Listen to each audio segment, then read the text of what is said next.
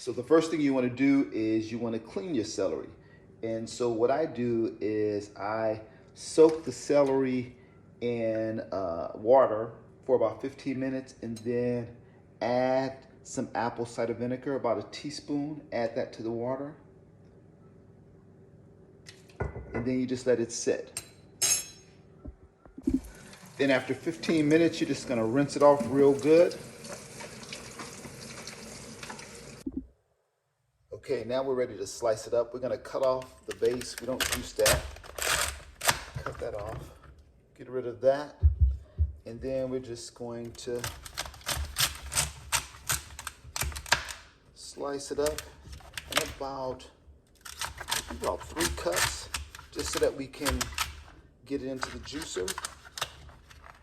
And then we start juicing.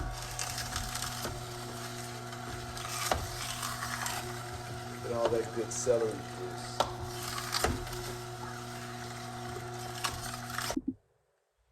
Okay, now we're done juicing. You're just gonna pour it in your glass. And that's gonna give you probably about 18 ounces, yep, just a little more than 18 ounces of celery juice. And there you have it. That's your liquid gold right there. Cheers.